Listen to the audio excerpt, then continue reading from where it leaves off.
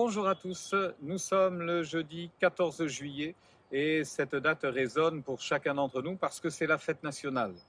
Maintenant, la fête nationale en France nous ramène à des événements qui ont été marquants dans l'histoire de France et ceci est signalé et répété chaque année pour que le souvenir ne s'en éloigne pas, que l'on se souvienne toujours comment la France, à certains moments de son parcours, s'est construite, quelles sont ses valeurs d'aujourd'hui, héritées du passé, des batailles du passé, des combats d'hier, et tout ceci est un acquis pour chacun d'entre nous. En repensant à cette fête nationale, je pense à ce qui fait en fait le socle de notre espérance, à nous qui nous attachons à Dieu, à nous qui avons placé notre espérance en Dieu. La première chose qui me vient à l'esprit, c'est que notre vie, finalement, nous a été prêtée par Dieu. Ce souffle de vie que nous possédons, nous ne l'avons pas décidé nous-mêmes. C'est Dieu qui a mis en nous ce souffle de vie. Et toute notre vie, nous agissons, nous allons ici et là, nous essayons de construire notre existence sur le seul fondement de ce que nous sommes capables de faire. Vous remarquerez avec moi, bien évidemment, qu'il y a des choses que nous sommes capables de faire et d'autres qui sont totalement inatteignables. Je me dis que notre vie ressemble à ce que cet homme va vivre dans l'Ancien Testament. On trouve son histoire dans le deuxième livre des rois. Vous le trouverez dans votre Bible, deuxième livre des rois au chapitre 6. Voici que quelques jeunes gens ont décidé de construire une maison. Et pour cela, ils vont s'outiller, bien évidemment. Ils vont aller à l'endroit où se trouvent les bois pour couper du bois et pour ainsi faire des poutres et construire un lieu d'habitation. Pendant qu'ils travaillaient, voici que l'un d'eux, avec sa hache, va frapper un grand coup. Alors qu'on est proche du fleuve, voilà que le fer de la hache va quitter le manche et va filer jusque dans le fleuve et va tomber à l'eau. Tragédie. Parce que cet homme qui avait un outil qui fonctionnait bien a maintenant un bout de bois, un manche qui ne lui sert plus à rien.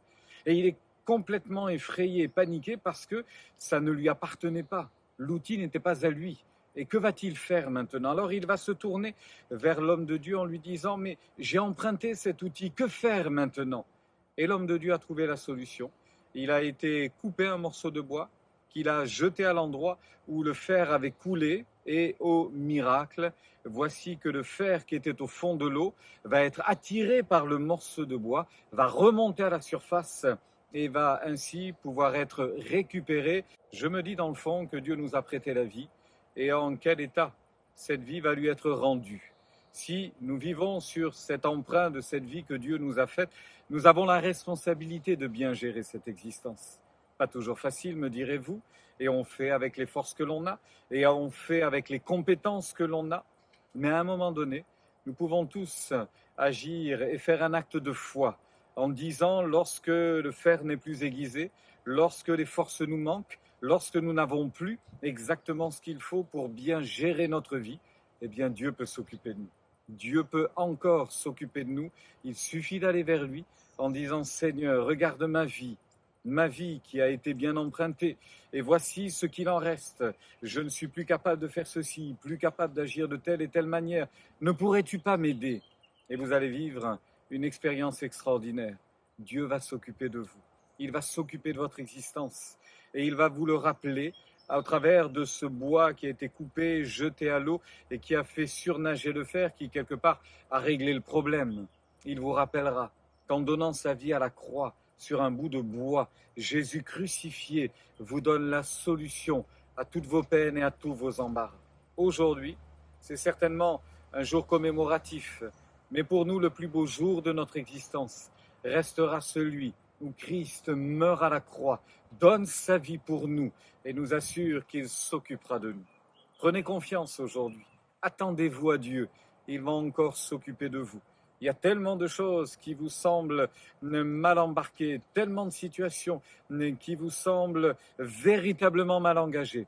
Faites confiance au Seigneur. Ne doutez pas qu'il soit capable d'intervenir dans votre vie. Demandez-le lui. Il interviendra. Il vous bénira encore. Il soutiendra votre vie.